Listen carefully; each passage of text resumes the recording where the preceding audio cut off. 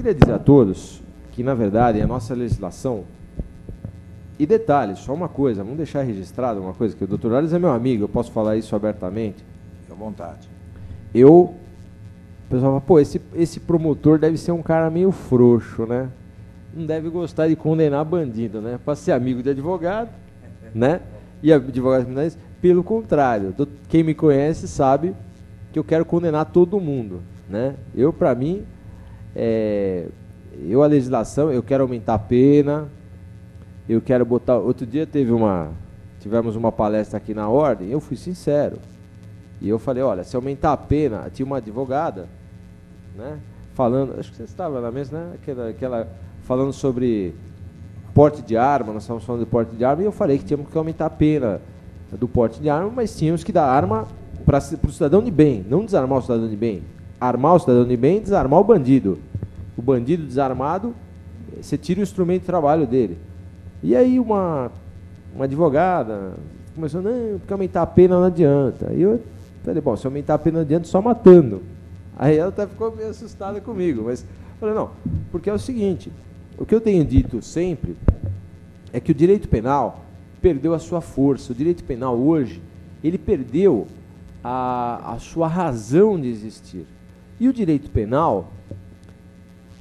As penas têm um fator que está esquecido dentro da sociedade, que é o fator intimidativo, o poder intimidativo do bandido. Vejam, antes de serem advogados, antes de todos nós, eu também sou advogado, também tenho minha formação em Direito, também sou bacharel em Direito, também tenho a minha carteira da Ordem, está aqui na OAB, um dia talvez até vá ser advogado, mas antes de ser advogado, eu sou sociedade. E como sociedade, eu tenho que enfrentar o problema da criminalidade. E para enfrentar o problema da criminalidade, eu tenho que pensar que solução que eu tenho. Ah, mas a prisão não resolve. Bom, pessoal, espera um pouquinho. Vamos por partes. Se a prisão não resolve, tem que ter uma solução. Soltar é que não resolve também. Por quê? Porque o bandido, ele entra e sai da cadeia hoje como hotel de trânsito. Hoje as estatísticas mostram que o sujeito entra e sai, por quê? Porque a criminalidade, não há recuperação, eu concordo, a gente precisa trabalhar isso, mas também falar, ó, vamos deixar impune o criminoso, não resolve. Então, eu tenho uma proposta, eu acho que a minha proposta é sempre uma proposta legal. Eu não sou favorável a que saia, a PM está matando.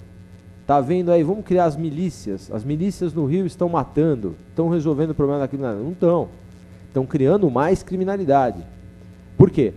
Porque a partir do momento, e eu tenho inclusive uma teoria, no momento em que o Estado se enfraquece, o Estado não dá satisfação social, não prende o criminoso, não dá uma resposta para a sociedade, o cidadão começa a achar que ele tem o direito de fazer justiça pelas próprias mãos.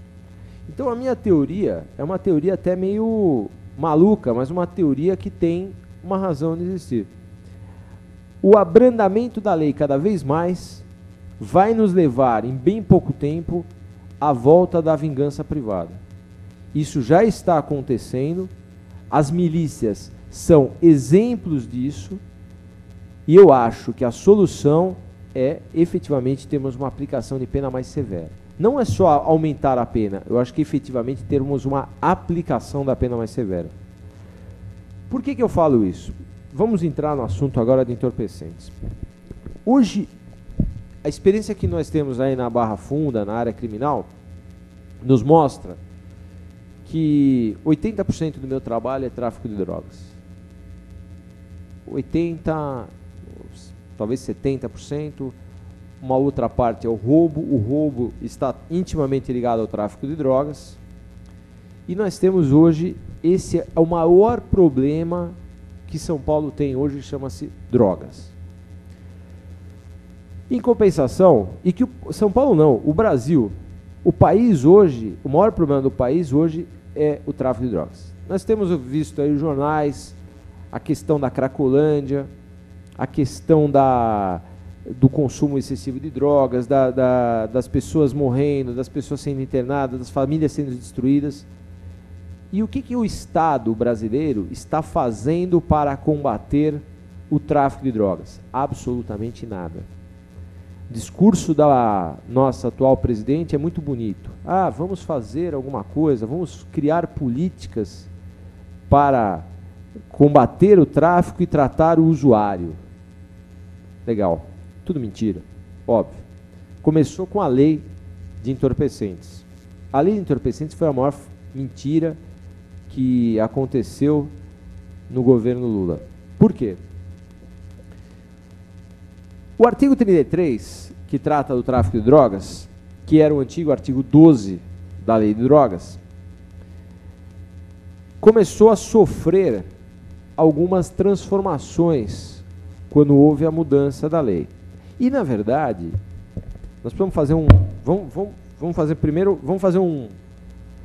Vamos vir da história para cá. Vamos pensar no artigo 12. Vamos pensar em crimes hediondos, lei dos crimes hediondos, lei de drogas é equiparada à lei dos crimes hediondos, continua equiparada à lei dos crimes hediondos, não houve modificação nisso, só que precisamos fazer um retrocesso e vamos começar com o artigo 12 da 6368/76. Na vigência da lei 6368/76, o tráfico de drogas era crime hediondo. Então, e ainda continua, crime hediondo. Só que os crimes hediondos tinham um tratamento diferenciado. Por quê? Porque nos crimes hediondos não se admitia a progressão de regime, o sujeito pegava o regime integralmente fechado e o traficante era condenado a pena mínima de 3 anos e ficava os 3 anos preso por tráfico de drogas. Cumpria integralmente. Durante 16 anos, o Supremo Tribunal Federal disse o seguinte: a lei é constitucional, a lei dos crimes hediondos, não há que se falar em constitucionalidade, o sistema infraconstitucional pode admitir que haja um regime integralmente fechado, pode admitir a integralidade do regime fechado e não há inconstitucionalidade. No governo Lula, se muda a composição do Supremo, entra um Supremo Tribunal Federal extremamente liberal, que não está comprometido com a sociedade, porque veja, quem está comprometido com a sociedade, seja o governo de esquerda, seja o governo de direita, seja o governo de centro, vai pensar que precisa combater o tráfico de drogas. Qualquer governo que queira ser um país organizado, tem que combater o tráfico de drogas. Pois bem, o Supremo, que não está comprometido com nada, ainda na vigência da lei, do artigo 12 da lei 6368, fala o seguinte: olha, nós entendemos que a lei dos crimes hediondos é inconstitucional. E sendo inconstitucional, cabe a progressão de regime. Que progressão? Não importa, cabe a progressão de regime. Bom, o que acontece? Se cabe a progressão de regime, vamos progredir de acordo com qualquer crime. Com 1/6 de cumprimento de pena, progride para o regime semiaberto e depois mais 1/6 para o regime aberto. Opa, peraí, mas isso vai dar problema? Como é que vai ficar assim? Não quero saber, eu sou Supremo e eu vou ser legalista. Vai progredir com 1/6 da pena. Bom, o Congresso Nacional, assustado, né, com essa decisão, fala o seguinte: não, então já que eles entenderam que é inconstitucional, vamos mudar a lei dos crimes hediondos e vamos mudar o sistema de progressão de regimes. Vamos mudar, fazer uma diferenciação dessa progressão de regimes. Então vai ser 2/5 para progredir regime no crime hediondo. Nesse meio tempo, o Supremo já tinha falado que tinha que ter progressão, estava aceitando a progressão de 1/6, mas nesse meio tempo houve a modificação da lei. E aí falou, agora vai ser 2/5 cumprimento para progredir de regime. Legal. Só que o Supremo também, nesse meio tempo, estava decidindo algumas causas de tráfico de drogas, ainda sob a vigência da lei 6368/76. E fala o seguinte: olha, a propósito, eu já disse que é inconstitucional o regime integralmente fechado. E a propósito, o tráfico de drogas é um crime cometido sem violência contra a pessoa, cuja pena é inferior a 4 anos. Sendo um crime sem violência contra a pessoa e com a pena inferior a 4 anos, eu, Supremo, entendo que cabe substituição da pena privativa de liberdade por pena alternativa, por prestação de serviço à comunidade. Na verdade, o traficante já está prestando serviço à comunidade, né? Ele já fornece emprego, fornece drogas, né? Ele já está prestando serviço. Pois bem, aí o Supremo vira e, numa decisão, substitui a pena do traficante. O Congresso, que é muito sério, Congresso só de pessoas muito sérias, assustado com essa decisão do Supremo, fala o seguinte: espera um pouquinho, então vamos fazer o seguinte, vamos mudar a lei e vamos falar o seguinte: no parágrafo 4º, os delitos definidos no caput e no parágrafo 1º desse artigo, as penas poderão ser reduzidas de 1/6 a 2/3, vedada a conversão em penas restritivas de direitos. Por quê? Porque a pena era de 5 anos, não caberia a substituição, porque lá são 4 anos, o 44 exige 4 anos. Só que ele, Supremo, fala o seguinte, só que o legislador, como ele colocou, e eu já vou explicar isso, ele colocou uma causa de diminuição de pena. Se o juiz aplicar essa causa de diminuição de pena, a pena vai ficar inferior a 5 anos. Então o legislador, preocupado já com aquela decisão do Supremo antiga, o legislador fala o seguinte: olha, vamos fazer uma coisa? Vamos vedar a possibilidade de aplicar o 44. E não vai poder dar para o traficante a substituição. O sujeito vai ter que ir para a cadeia. Legal. Bacana. Bacana. Fizemos uma lei mais severa. Ó, vamos falar que não é. Daqui a pouco eu vou explicar todas, vocês vão ver que não é. Mas, pelo menos, o Congresso falou: lavo minhas mãos, eu fiz a minha parte. Vem o Supremo Tribunal Federal agora e fala o seguinte: olha, eu entendo que esse artigo também é inconstitucional. Esse artigo não pode ser aplicado e o 44 deve ser aplicado independentemente da restrição da lei que prevê a vedação, a concessão das penas restritivas de direitos. E o que está acontecendo hoje? E nós vamos chegar lá. O traficante hoje, a pena para o traficante, se ele for primário de bons antecedentes, a pena para o traficante é pena restritiva de direitos, ou seja, prestação de serviço à comunidade. Decisão do Supremo Tribunal Federal.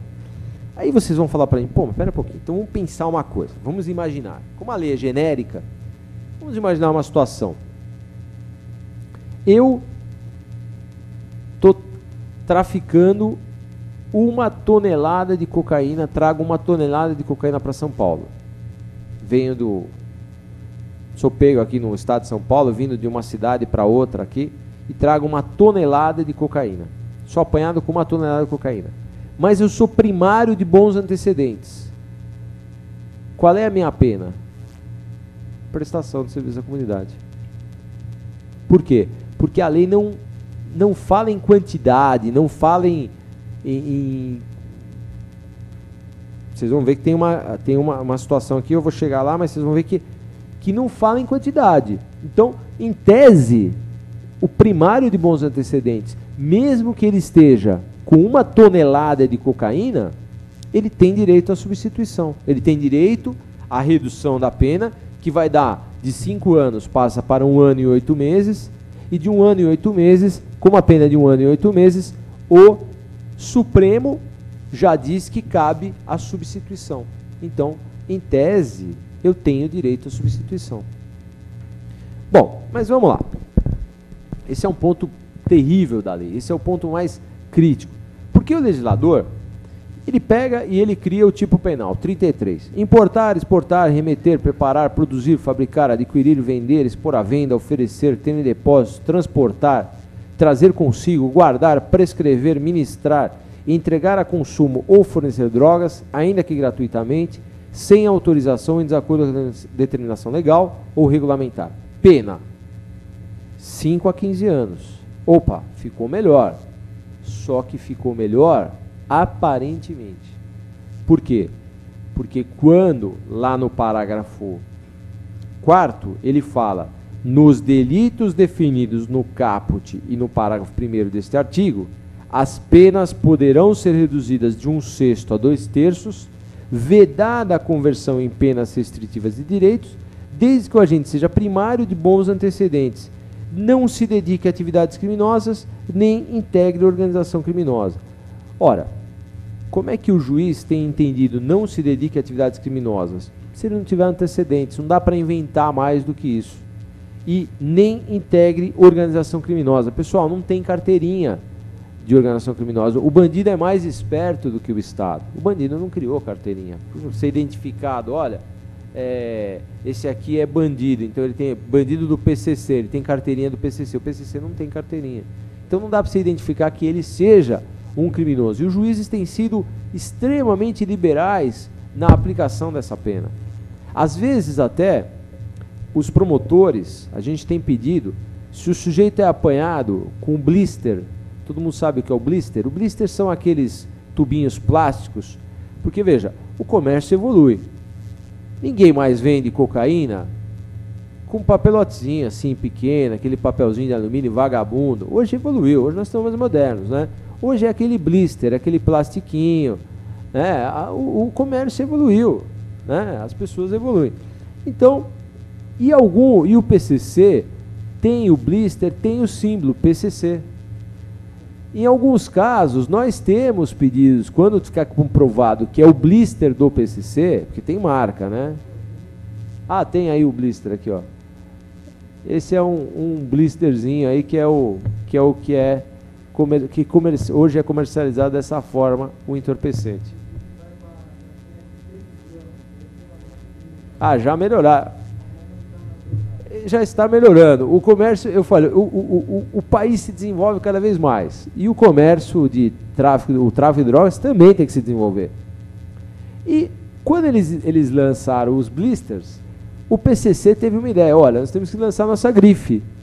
E lançaram a grife, né? Daslu, como tem a Daslu, tem a PCC. Você compra a droga do PCC, sabe que é uma droga boa, né? Tem qualidade, tem. Ah, é? Então, tem coisas novas. É que nem pizza. A gente pede a pizza, você vai juntando aqueles rótulos de pizza, depois você tem direito a uma pizza. Olha, infelizmente, se não fosse trágico, era cômico, né? Porque a gente contar isso fora do Brasil é uma piada, né? E a gente tem que começar a pensar sério nisso, porque num país com muitas liberalidades, com muitas facilidades, ninguém mais tem direito a nada. Do mesmo jeito que o advogado, ele é advogado, ele quer defender o seu cliente, ele também ele vive em sociedade, né? Ele precisa ele tem filho. O filho dele também pode cair no mundo das drogas, que é um problema muito sério. Eu tive com os policiais americanos, o chefe de homicídios aqui de Miami. O cara é outro mundo, não é outro país, é outro mundo. É outro mundo. Se o cara não tem colher de chá lá. Lá o cara, para ir para a cadeia, é 2 palitos. E vai para a cadeia, mas ele fica na cadeia. Então, a questão de drogas lá é muito séria. E não liga para ninguém de lá da cadeia, né? Não liga para ninguém de lá da cadeia. Não liga para ninguém. E lá é sério mesmo, o negócio é muito sério. Eles estavam me explicando umas coisas que aqui que acontecem lá, e realmente eu fiquei muito impressionado com a diferença de legislação, com a diferença de cabeça. A legislação deles não é nem tão boa quanto a nossa, às vezes. Às vezes a legislação deles é até diferente, mas eles têm uns costumes muito sérios lá, o negócio não é brincadeira. E o policial é outro mundo. O policial também tem uma outra postura, o policial tem uma responsabilidade muito grande, o policial também pode, se fizer uma coisa errada, vai para a cadeia. Então a coisa é muito séria lá, né? Pelo menos que a gente conversou, a coisa era muito séria. Eles estão com, acho que eles tinham, se ele me falou, acho que tinha até esse ano, estava com o ano inteiro 34 homicídios em Miami. 34 ou alguma coisa em torno de 40 e poucos homicídios. É alguma coisa, não passava disso, não passava de 50. E eles investigando 50 homicídios. Imagina a polícia investigando 50 homicídios, quer dizer, é pouco, e eles têm condições de investigar bem, né? E o tráfico lá é o grande gerador do homicídio também. Bom, voltando para a legislação, a gente percebe que o artigo 33 tem uma característica muito interessante. É um tipo penal de ação múltipla ou conteúdo variado. Todos sabemos o que é isso. O legislador, ele cria vários verbos do tipo penal para que você pegue o sujeito por qualquer dos verbos. Qualquer verbo, por exemplo, o sujeito ele vai vender. No que ele vai vender, ele já tem depósito. Então, o crime já está consumado. Isso é uma técnica legislativa muito bem utilizada para o tráfico de drogas. Por quê? Para evitar que qualquer conduta escape da ação da polícia.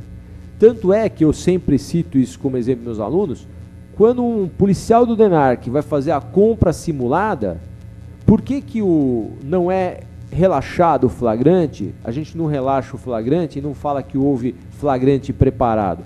Porque, na verdade, ele não pode ser denunciado por vender. Ele é denunciado por ter em depósito, guardar ou trazer consigo. Porque o crime é permanente nesses verbos e já estava se consumando.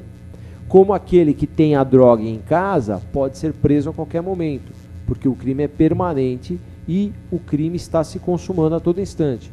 Então, as características do verbo, dos verbos do tipo penal e desse tipo penal de ação múltipla conteúdo variado são bem utilizadas para o tráfico de drogas. Se o sujeito tiver, isso é uma outra coisa também do tipo penal, se o sujeito tiver cocaína, maconha, êxtase, ele não pode responder por 3 crimes, responde por um único crime, por quê? É tráfico de drogas, não importa a quantidade de drogas que ele tenha. Uma coisa que a gente fala é o seguinte, o 33 é uma norma penal em branco. Por que é uma norma penal em branco? Porque depende do complemento. O complemento são as portarias expedidas pelo Ministério da Saúde, que vão dizer o que é entorpecente ou não. Recentemente, eu fiquei até impressionado com a veemência que o ex-presidente da República, Fernando Henrique Cardoso, estava defendendo o uso, a liberação da maconha. E, polêmicas à parte, se é possível ou não, me deixou até pasmo, pelo seguinte, se ele quer tanto liberar a maconha, se o país está tão disposto a liberar a maconha, não precisa fazer nada, basta que mude a portaria do Ministério da Saúde e tire a maconha da lista. Só que quem faz a lista é o médico. E para você convencer um médico que maconha não faz mal, você precisa convencer. Então, o problema não é uma questão, vamos mudar a lei, vamos liberar o uso da maconha, não, escuta, amigo, é só tirar da lista. Eu não estou entendendo a polêmica. Você quer tirar? Vamos tirar. Tira da lista, não é mais entorpecente. Acabou. Não entra mais nas entorpecentes, não pode mais ser punido por isso. Só que o problema é que quem faz a lista é o médico. E o médico não quer tirar. Se vocês tiverem curiosidade, vocês vão ver que essa lista de entorpecentes, eu tive a curiosidade, que eu tive que pesquisar um processo, e a lista é enorme. A lista é muito grande, a lista de entorpecentes. É um absurdo. Eu tentei imprimi-la, ela é muito grande. Inclusive, uma época nós estivemos envolvidos aí com um crime, e eu fui pesquisar se isso era droga ou não, o GHB, que é a droga do estupro, que pouca gente conhece. Só quem assiste o CSI já ouviu falar do GHB. Porque o GHB, ele é muito conhecido fora como a droga do estupro. Se a pessoa tomar o GHB, pode levar à morte também, é uma droga extremamente violenta, mas a mulher perde completamente o pudor. Ela vai ter relações sexuais sem saber o que está fazendo com várias pessoas. Não dorme, não é o Boa Noite Cinderela. Só que o GHB já está na lista de entorpecentes. O GHB o pessoal põe na bebida, a pessoa bebe e ela fica drogada. Então, o GHB já é uma droga que está na lista de entorpecentes. Quando alguém quer tirar, como é uma norma penal em branco, se eu tirar da lista de entorpecentes, desaparece o crime. Então, se alguém quiser acabar dizer que a maconha não é crime, é só tirar da lista de entorpecentes. Mas não vai conseguir, por conta que os médicos não vão entender que a maconha não faz mal. O que aconteceu de novo no 33, e é interessante a gente falar, que está previsto, na verdade, no parágrafo 3º do 33, e é uma inovação da lei que foi para pior. Por quê? Bom, a lei inteira foi para pior, né? No meu entender, eu preferia trabalhar com a lei 6368/76 com um regime integralmente fechado, eu estava feliz da vida, porque o traficante ficava preso 3 anos e 3 anos ele não traficava. Do jeito que está, passou de 5 a 15 e com um monte de benefício, ele não cumpre hoje. Eu falo para vocês, hoje a pena do traficante, primário de bons antecedentes, 1 ano e 8 meses, dos quais ele cumpre apenas aproximadamente 10 meses. Aproximadamente 10 meses. Então, a pena ficou do traficante hoje, primário de bons antecedentes, 10 meses. E mais do que isso, né? Hoje, o próprio traficante já teve aula de direito, o traficante conhece direito, o chefe, né? E ele conhece muito. Então, ele sabe que ele vai recrutar o quê? Os primários. Eu pego o cara primário e falo, ainda dou um contrato para ele e falo assim, se você for preso, você vai ficar 10 meses. Só 10 meses, depois você volta e você tem emprego garantido comigo. Então, para o tráfico é muito lucrativo essa conduta, né? O que acontece, uma particularidade da lei que me deixou muito chateado, foi a do parágrafo 3º. Por quê? O parágrafo 3º fala o seguinte: oferecer droga eventualmente e sem objetivo de lucro à pessoa de seu relacionamento para juntos a consumirem. Detenção de 6 meses a 1 ano e pagamento de 700 a 1.500 dias multa, sem prejuízo das penas previstas no artigo 28. Pessoal, até o Supremo antigo e quando nós tínhamos a lei 6368/76, você chegar para um sujeito e falar assim, olha, vamos... E é o crime mais pernicioso que tem, né, vou dizer essa passagem. O sujeito pega o seu filho na escola, o colega de faculdade dele chega para ele e fala assim, vamos usar droga comigo? Vamos levar lá que eu vou te experimentar para você experimentar a cocaína. O Supremo entendia que isso era tráfico de drogas. Não havia diferença entre esse cara que levava o seu filho para usar a cocaína junto com ele e o traficante que fica na esquina. Para ele, Supremo, isso era tráfico de drogas. Com a modificação da lei, o que aconteceu? Isso virou o quê? G-Crim. Virou G-Crim. Paga a cesta básica, acabou. Vai para a rua. Quer dizer, olha a diferença. O sujeito está levando o seu filho para as drogas, está oferecendo a droga, gratuitamente até, isso não tem problema, gratuitamente. Isso era considerado pelo Supremo antigo, nosso Supremo, o Tribunal Federal, tinha várias decisões nesse sentido, que isso era tráfico de droga. Hoje, virou o quê? Virou G-Crim. É claro que para virar G-Crim, nós temos que ter algumas particularidades. Oferecer droga, eventualmente, sem objetivo de lucro.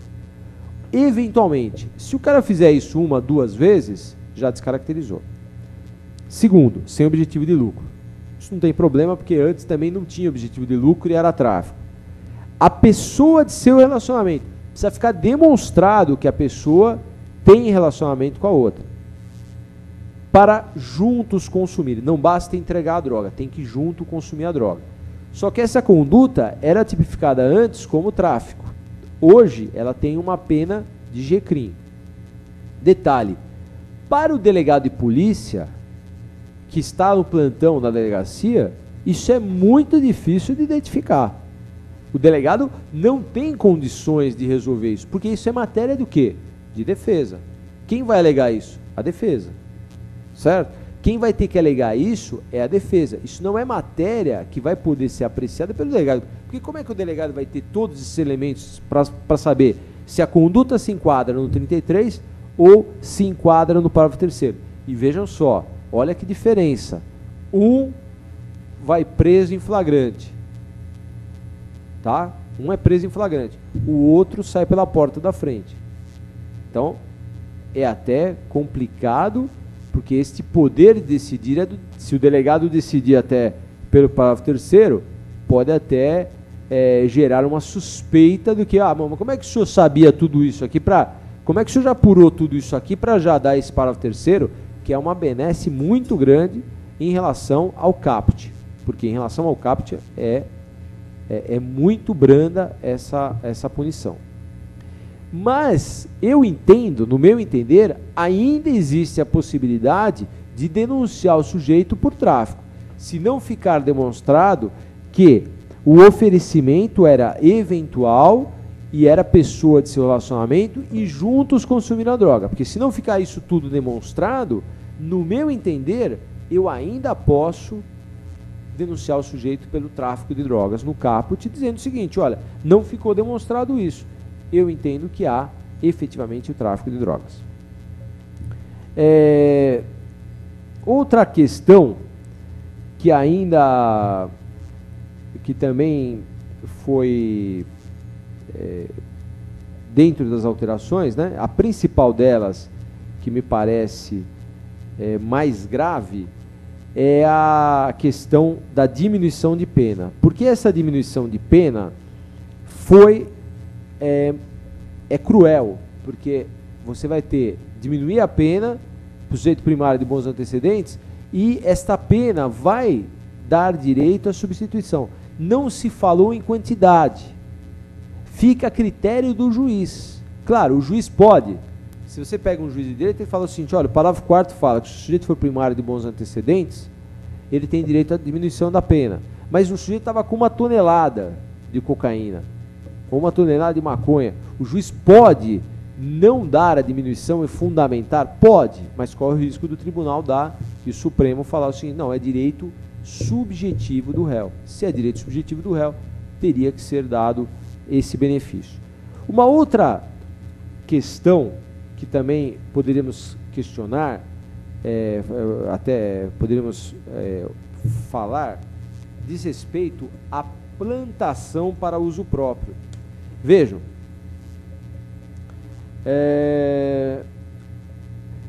na lei anterior, na lei 6368/76, não existia o plantar para uso próprio. Se o sujeito semeasse, se o sujeito plantasse a droga, ainda que para consumo pessoal, ele respondia por tráfico de drogas. Não havia uma ressalva a isso. O artigo 28, que trata do usuário, na verdade, ele prevê, o artigo 28, que trata do usuário, prevê o seguinte, que são aquelas penas, eu não falei do 28, eu não quis falar do 28 porque eu acho que nós estamos no nosso assunto diz respeito ao tráfico, mas só fazendo um comentário rápido, o artigo 28 tem aquelas penas que são, na verdade, não são penas, são uma grande piada, né? Porque advertência sobre os efeitos das drogas, prestação de serviço da comunidade, medida educativa de comparecimento a programa ou curso educativo. E eu sempre falo aos meus alunos, bom, tá bom, eu sou usuário de drogas, o juiz chega e me chama lá, ó, o senhor está advertido, tá bom, beleza. Ou então o juiz fala para mim, o senhor vai prestar serviço à comunidade, eu não vou. O que vai acontecer se eu não for? Se eu não for, a lei fala que se eu cometer o crime de novo, não, se eu não for, só se eu não for, o que o juiz pode fazer comigo? Admoestação verbal ou multa. Admoestação verbal o que é? Não faça mais isso. Vem aqui, vou dar uma bronca. É piada. E multa. Então é piada. É melhor. Os juízes, eu já vi isso. Os juízes eles não se ridicularizaram. Sabe o que eles fazem? Põe a advertência, escreve aí, o cara assina, nem fala pro cara. Nem fala. Se limita a pôr no papel. Escreve aí a advertência e tchau.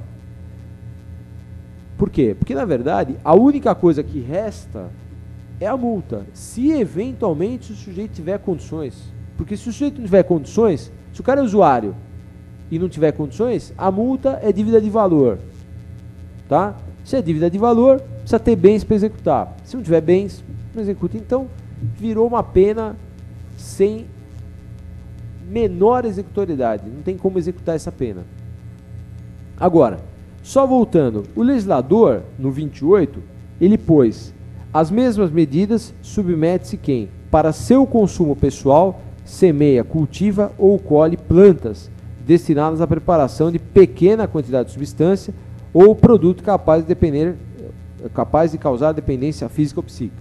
Então, o que aconteceu foi o seguinte: a figura do tráfico que existia para aquele que plantasse a droga, independentemente se era para uso próprio ou para vender, hoje foi criada uma figura específica. Se o cara semear para consumo pessoal, não dá para a gente falar que há tráfico. Agora, o difícil é saber o que é de semear para consumo pessoal. Por exemplo, eu moro numa casa e eu tenho um quintal.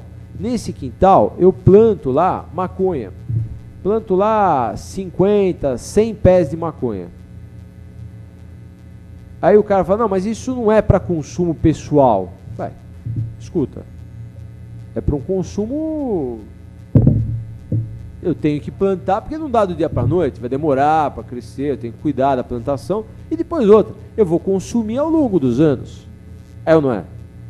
Eu já peguei um caso, os absurdos se tornam realidade, né? Só nesse país. Eu peguei uma vez, o cara chegou, o cara tava com um tijolo, né? Um pacote, tijolo não, era um pacote de cocaína cheio. Denúncia do quê? De tráfico. Pegaram na casa do sujeito e tal. Defesa: meu cliente é empresário, ele não vai toda hora na favela comprar cocaína. Ele precisa ter 3 quilos, 4 quilos. É que nem comprar açúcar. Alguém vai toda hora, pô, vai no supermercado comprar um pouquinho de açúcar? Não, já compra 5 quilos de açúcar. O cara compra 5 quilos de cocaína. É ou não é? E aí, o que era absurdo virou realidade. Por quê? Porque já teve decisão do STJ dizendo que é para consumo pessoal mesmo, porque o cara não é obrigado aí toda hora a comprar droga, então ele tem que ter o direito a ter uma quantidade razoável de droga. Vira usuário. Por isso que eu estou falando, a diferença é a gente saber se o cara plantar 100 pés de maconha, se isso é tráfico ou plantou para uso pessoal. Então a legislação deu muita margem a esse tipo de discussão. O que antes era mais rigoroso. E outra, aí eu não culpo tanto a legislação, eu culpo um pouco as nossas decisões. Por quê? O Supremo mudou.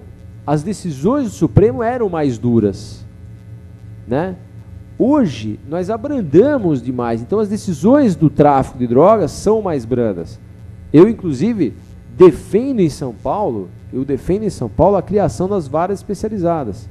Eu acho que as varas especializadas em entorpecentes funcionariam melhor se a gente tivesse vara especializada. Talvez as decisões fossem mais sérias, decisões fossem mais corretas. Agora, infelizmente, nós estamos vendo um abrandamento. Só que nós estamos na contramão. Por quê? Não é possível que alguém... eu não vou aqui trazer estatística. Eu tenho a estatística, até o Dr. Alves até comentou aqui, que eu fui... Está aqui como ex-coordenador do GAERPA, mas eu até esqueci de falar. Eu até voltei a coordenar o GAERPA agora esse ano. Então eu estou coordenando esse grupo de repressão a entorpecentes do Ministério Público. É um grupo pequeno, é uma coisa singela que nós temos dentro do Ministério Público, muito singela, porque não temos apoio do nosso Procurador-Geral, o apoio é mínimo, né? O nosso Procurador-Geral não tem interesse nesse combate, parece que não tem interesse. Então a gente está fazendo o que pode.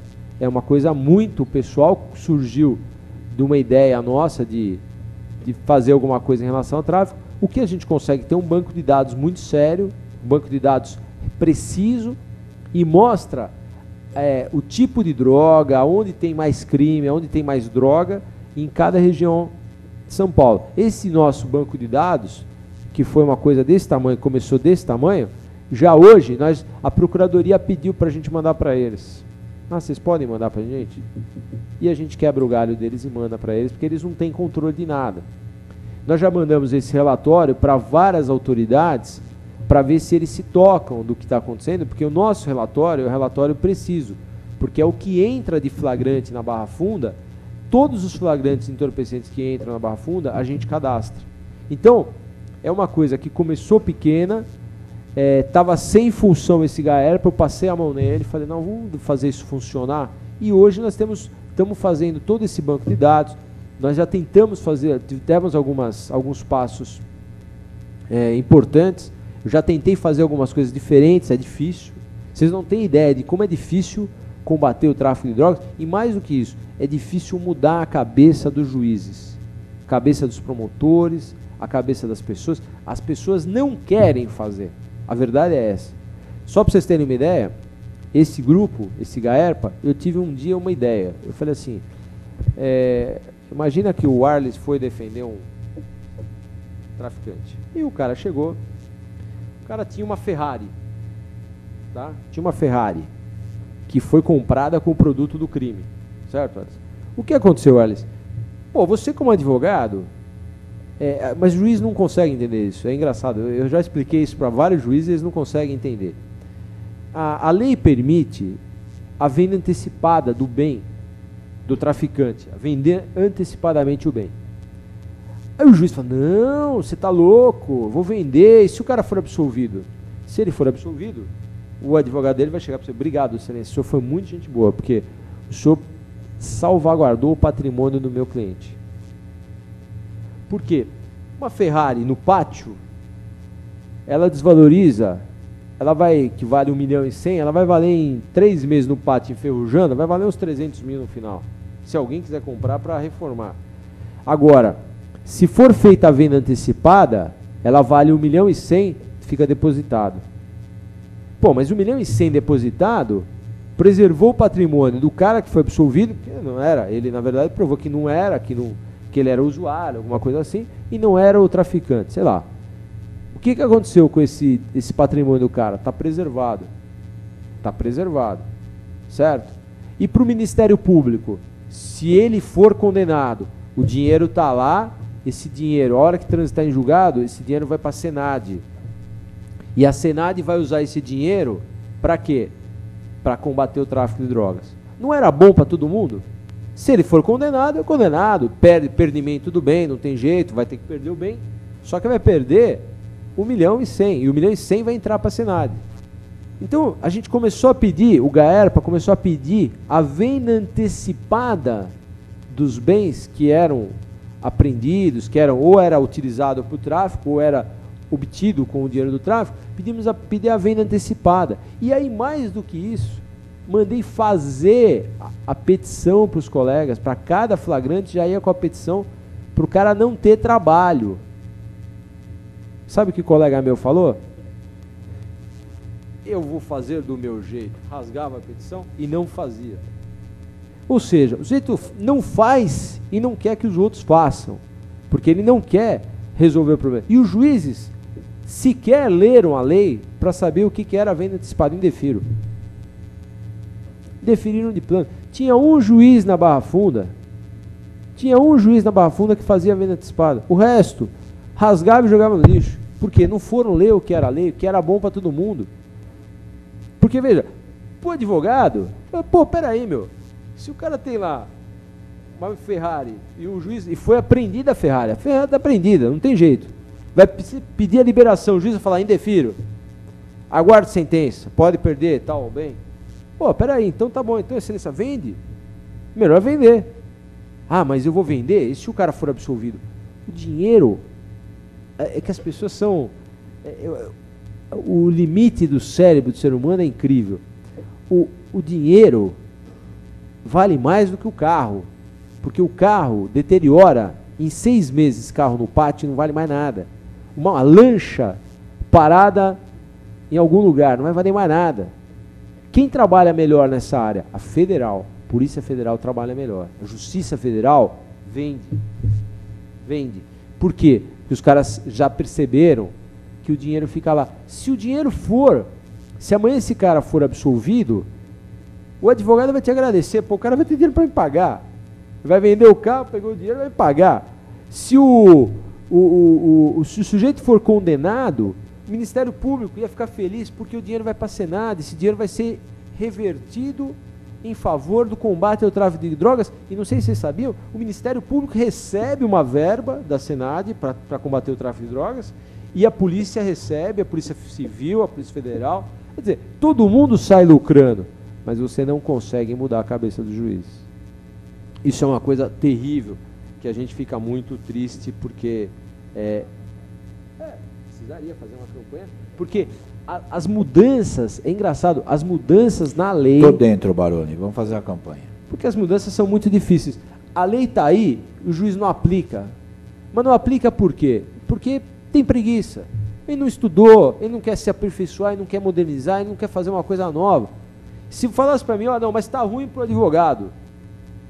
Não, peraí, mas tudo bem, então o cara não quer fazer porque ele acha que vai prejudicar um direito do réu, mas não é, ele tá prejudicando se ele mantiver, né? Se ele mantiver o bem lá, apodrecendo, ele está prejudicando. Agora, se ele vender, acabou. Mas isso é uma particularidade, inclusive, da lei, mas na parte mais processual. Na parte penal, eu gostaria de falar, ainda não sei, não vou me estender muito, falar rapidamente, só porque eu gostaria de abrir para algumas perguntas, se alguém quiser fazer perguntas, mas em relação às modificações, eu gostaria só fazer mais uma observação, até para não me estender demais, já falei bastante. Tudo na vida tem uma saída, tudo. E o direito também tem saídas jurídicas. As pessoas, na verdade, têm que saber aplicar a lei. Eu sempre digo uma coisa, o que eu fico chateado é porque quando a gente lida com o ser humano, a vaidade do ser humano não permite ele, às vezes, nem olhar o Código Penal para saber o que está escrito. Não é verdade?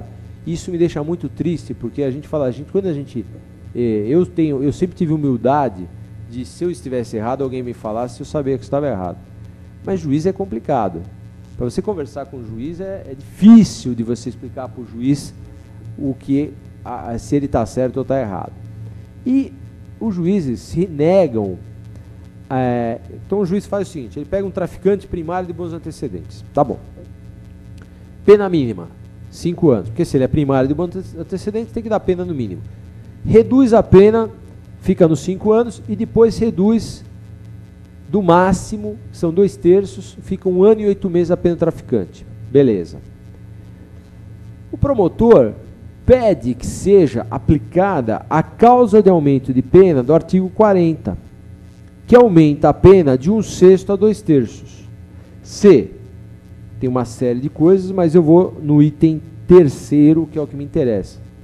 A infração tiver sido cometida nas dependências ou imediações de estabelecimentos prisionais, de ensino ou hospitalares, de sede de entidades estudantis, sociais, culturais, recreativas, esportivas ou beneficentes, de locais de trabalho coletivo, de recintos onde se realiza espetáculos ou diversões de qualquer natureza, de serviços de tratamento de dependência de drogas ou de reinserção social, de unidades militares ou policiais ou em transportes públicos.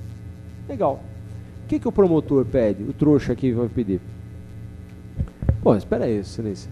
Se o senhor vai diminuir a pena, o senhor aumenta a pena porque o crime foi praticado perto da escola, perto do hospital, perto da base da Polícia Civil, perto da base da Polícia Militar. E começamos, nesse GAER, para fazer um trabalho pedindo, em todos os casos, juntando o mapa do local com a distância da escola, do hospital. Sabe o que o juiz falou? Aí vem as brilhantes interpretações dos magistrados, né? Sei lá, tem que inventar um nome aqui para as interpretações magistrais, fica bom, né? Mas, interpretações magistrais. Doutor, precisa ser voltado àquela pessoa que está na escola. O senhor precisa provar que tinha que ser voltado para aquele estudante da escola. Não está escrito isso.